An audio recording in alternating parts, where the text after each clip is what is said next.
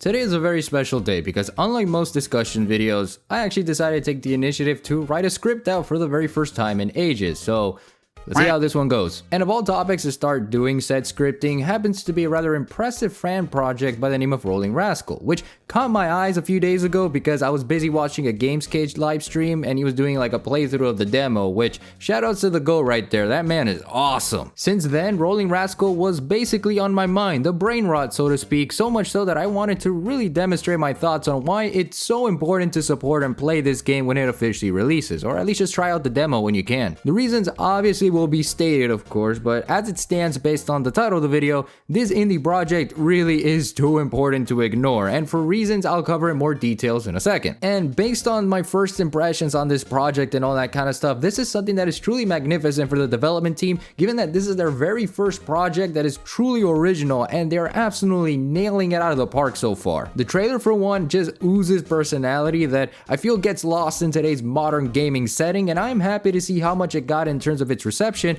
based on the trailer itself, that as well as the Kickstarter campaign too. Like, you really love to see it. And based on the demo reactions to my time even playing the game itself, I am impressed with the feel to this game that it made me forget that this was even an indie project to begin with. Just to start with this alone, everything in this game was so polished that low-key, when the official release date drops, I'm very eager to get this game in my hands and do like a full proper review of sorts, something similar to what I did with 30XX a while back. Because I mentioned 30XX under the same breath, and I also happen to like Capcom stuff as well, this is one of the reasons why I say Rollin Rascal is important not to dip your toes on. It has the ability to stand out from its original source material and its inspirations. In an era where we see a lot of fan projects and indie titles surfacing every now and then trying to make a quick buck of sorts, Sonic certainly has gotten his fair share to boot, resulting in games like Freedom Planet and Spark the Electric Jester to make those headlines, but Rollin Rascal feels completely different than those two games. To start with Spark and Rascal, since I find that's like the most comparable thing at the moment considering gameplay styles and mechanics,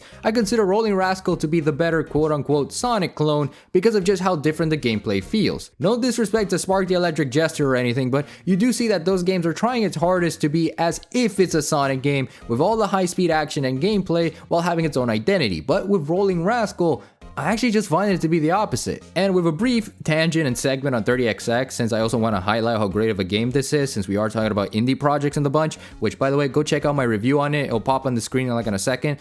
You'll understand what I mean by all of this comparisons and whatnot. With 30XX and in comparison with Rollin Rascal, it shows a style of a game that while it does harken a lot to its source material, it again does its best to stand out and be unique with either the art direction, style of gameplay, or perhaps both, which not a lot of indie projects do in my opinion. And Rollin Rascal is exactly what 30XX is in my eyes as a Sonic-esque game. A game and perhaps franchise that I really hope to see down the line that has a strong and unique identity that doesn't really rely too much on the idea of it being a Sonic clone, unlike what Freedom Planet and Spark does at times. Plus, like I said, we all know the discourse of Spark the Electric Jester here. That man truly is never beating the Sonic allegations, and you know what? Now in hindsight, Rascal might end up getting the same treatment too. Yeah, I can see the thumbnails and the titles now with this game.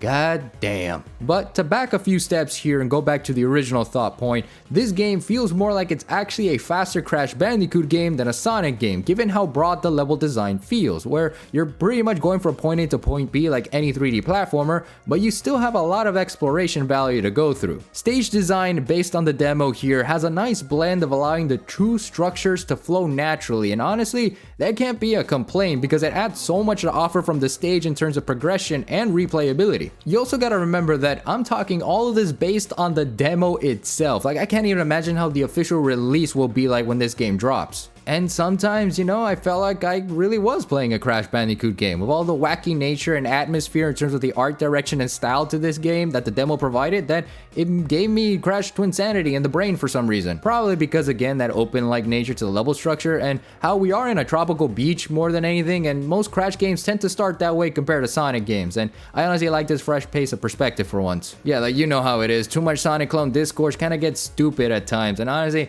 I don't want to see that with Rollin Rascal anytime soon. Or at the very least to my knowledge, since I'm not a Twitterer given the time this video is uploaded, so it probably already happened there and I'm just being one big ass idiot. Rollin Rascal also shows how much love and care to detail the development team have for making a game, period. Not so much a Sonic inspired game as many would like to consider it as to be. Like I said, based on my experience and rewatching footage on YouTube, the feeling I get with this game is more about wanting to learn the world of Rollin Rascal rather than having a game that makes me feel like Sonic should have done years ago. Again, Spark the Electric Jester does this as well, and I totally get that, but Rollin Rascal feels like it's going above and beyond that at times, especially with a multiplayer. Yeah, they're pretty much cooking, honestly, and with gas to boot. And you know, with all this discourse about Rollin Rascal, maybe this might actually lead me to fully cover the Spark games, and also Freedom Planet. Considering the amount of highlight I've given to these guys during this entire discourse of Rollin Rascal, I heard a lot of great things about these games throughout the years, and honestly, if I'm very hyped for this specific indie title,